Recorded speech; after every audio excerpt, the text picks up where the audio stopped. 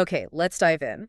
Think about a book that just, well, exploded. Suddenly, everyone everywhere was talking about Oh it. yeah, you couldn't escape it. Right. Debating it, reading it. People were even flying off to Paris and Scotland to see the places mentioned. Absolutely. It was a genuine global sensation. We're talking over 100 million copies sold. And sparking debates that went, way beyond book clubs, Hmm. all the way to serious religious and historical It discussions. really hit a nerve. It mixed history, real places, with some pretty controversial fiction. Hmm.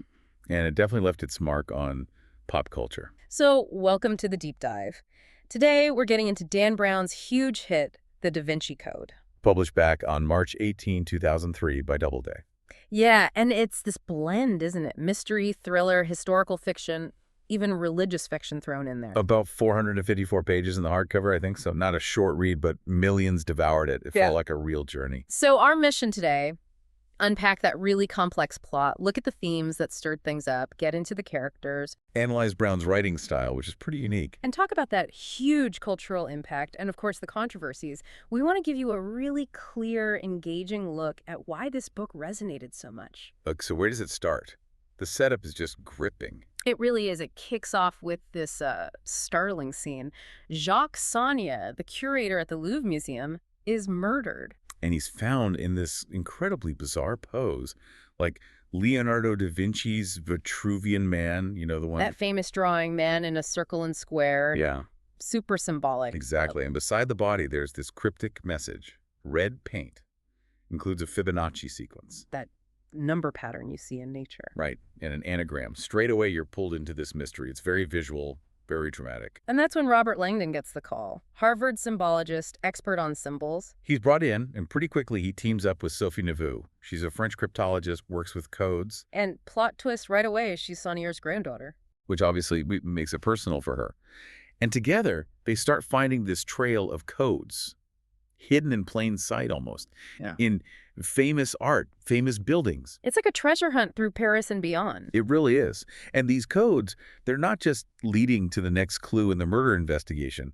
They're leading to something much bigger. A centuries-old secret, right, protected by this group called the Priory of Sion. Allegedly, yeah. A secret society guarding the real truth about the Holy Grail. And this is the core of the controversy, isn't it? The book's big idea. It is. The idea that the Grail isn't a cup, it's a person. Mary Magdalene. And that maybe, just maybe, her bloodline, Jesus' bloodline, still exists. Exactly. Yeah. It's a massive reinterpretation.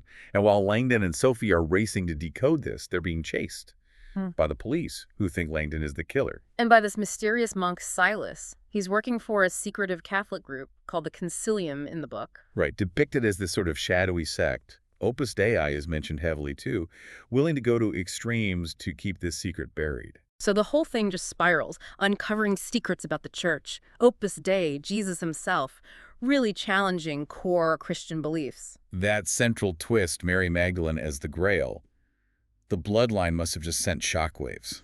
Absolutely. Which brings us right to those provocative themes. The religious controversy is probably front and center. Definitely. I mean, the book flat out suggests the church actively suppressed the idea that Mary Magdalene was Jesus' wife, that she carried his child, his lineage. Which then makes you question how history gets written, right? Yeah. Who decides the narrative? Precisely. It questions the role of political power, religious power in shaping history. And specifically, it pushes back on the traditional view of women's roles in early Christianity. Brown really forces you to think about narratives you might have just accepted. And the way he does that is through all the symbols and the hidden knowledge. The codes aren't just plot devices, are they? No, not at all. They're central to the theme. The idea is that truth is hidden, encoded in art, in architecture, and you need the key, the understanding of symbols to unlock it. How well do you think he pulls that off, making the reader feel like they're decoding along with Langdon and Sophie? I think that's one of his biggest strengths. It makes you feel smart, like you're in on the secret. It taps into that appeal of conspiracy theories, the idea that established history might be wrong. It's like an intellectual puzzle. And there's also that recurring theme of science versus religion, or maybe knowledge versus dogma. Yeah, that comes up a lot. Yeah. Especially through the character Surly Teabing. He argues pretty forcefully that the church manipulated history, suppressed knowledge, scientific discovery even, to maintain control. Which feeds into a modern skepticism about powerful institutions, doesn't it? Who gets to control the story? Exactly. It suggests a deliberate shaping of the narrative to maintain authority. So, kind of woven through everything is this idea of conspiracy and secrecy. Secret societies like the Priory of Zion, the whole Grail mystery, keeping the truth hidden for centuries against powerful opposition. It definitely taps into that fascination with hidden histories, secret knowledge. People seem to love the idea that there's more to the story than we've been told. Okay, so let's talk about the people involved. The characters driving this thing forward. Robert Langdon first. He's our guide, the smart symbology professor. He is. He's intelligent, seems pretty unflappable most of the time, and he's the one explaining all the symbols, the history, the iconography to us, the readers. He's the rational lens. But he gets criticized sometimes, doesn't he, for being maybe a bit dry or formulaic. Yeah, some critics found him a little emotionally flat, almost like he's there just to deliver exposition, like a walking encyclopedia, rather than a fully rounded character with deep feelings. Fair enough. Then you have Sophie Neveu, the cryptologist. She feels much more like the emotional heart of it. Definitely. Her personal connection, finding out about her grandfather, her past, that adds real depth and urgency. She's smart and capable, but also vulnerable, a good contrast to Langdon. And then Sir Leigh Teabing, the eccentric British historian obsessed with the Grail, starts out seeming like a helpful, if quirky, ally. He does, yeah. Yeah. That's the big twist, isn't it? When you find out he's actually the one pulling the strings, the teacher. Right. And his motive, it's this deep disillusionment with the church, wanting to force the truth out. It shows how, strong beliefs, even if aiming for truth, can curdle into dangerous obsession. He's willing to cause chaos for his goal. And finally, Silas, the albino monk working for Opus Dei, the self-flagellation. He's presented as a pretty terrifying zealot. He is portrayed as dangerous, yes. But the book also shows him being manipulated, used as a tool by Teabing, ultimately. So it raises questions about blind faith, extremism. Yeah, I think so. His character, though controversial in his depiction of Opus Dei, explores how faith can be twisted, how people can become pawns. Okay, so Brown has these characters, this explosive plot.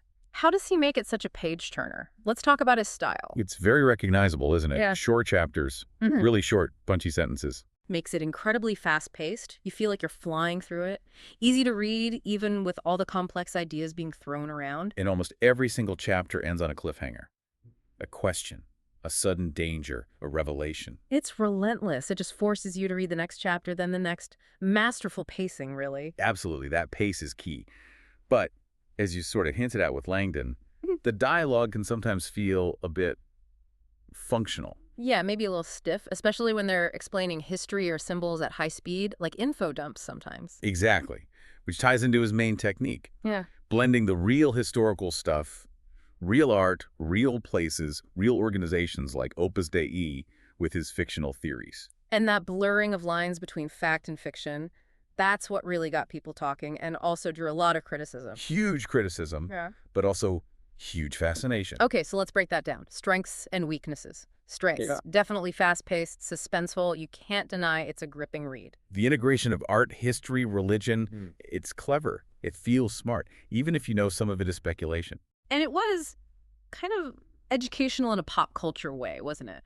It got millions interested in Da Vinci, the Knights Templar symbolism. Absolutely. It opened up those topics to a massive mainstream audience. Yeah. That's a significant strength. Okay, weaknesses. Critics definitely jumped on these. Oh, yes.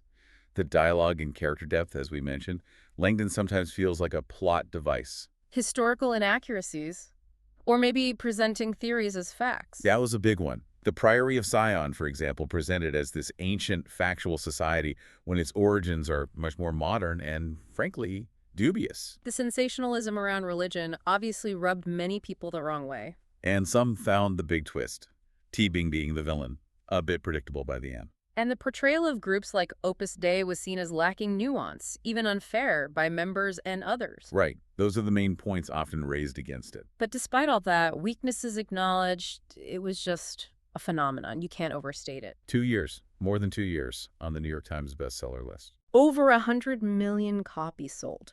Translated into, over 50 languages. One of the biggest books of the century, easily. And it didn't stop there.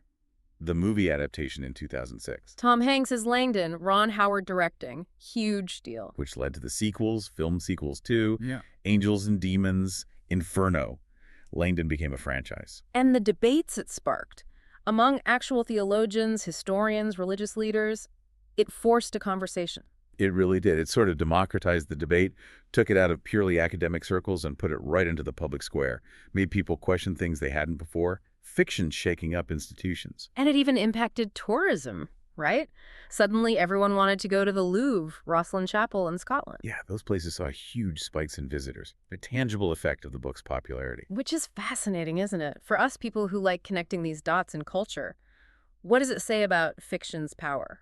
That it can drive real-world behavior and discourse, even based on contested history. It's a powerful illustration, and that brings us right back to those controversies that never really went away. The historical accuracy issue is probably the biggest. Scholars, religious groups lining up to say, hey, wait a minute, this Priory of Sion stuff, Mary Magdalene as the Grail. That's theory, presented as fact. Absolutely. There was a lot of energy spent debunking or contextualizing the book's claims. And the Opus Dei portrayal, that caused real hurt and anger from members. They felt seriously misrepresented. They put out statements, websites, trying to correct the record on Silas and the organization's depiction. It was a significant backlash. And there was even a lawsuit, wasn't there? There was. The authors of a nonfiction book called Holy Blood, Holy Grail, Michael Bagan and Richard Lee, sued. They claimed Brown plagiarized their central ideas. But the lawsuit failed, right? It did. The court ruled against them, but it just added another layer of controversy to the whole phenomenon. So, okay, summing up. Flaws, controversies, yes. But why do we still talk about it? Why does it remain this kind of touchstone thriller?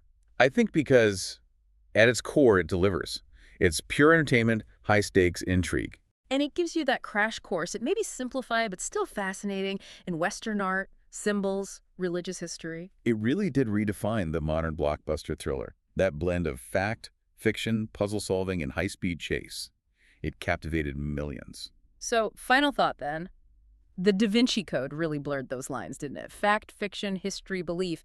It pulled millions into this world where maybe ancient secrets could overturn everything. Yeah, so the question for you, listening, is maybe this. What does it actually mean for how we understand history, how we understand truth, when a novel, even one with clear inaccuracies, can spark such huge curiosity, such widespread questioning of things people thought they knew, of long-held beliefs, historical narratives, or religious dogma? How does diving into something like this make you think about those intersections of history, art, faith, and fiction in your own explorations?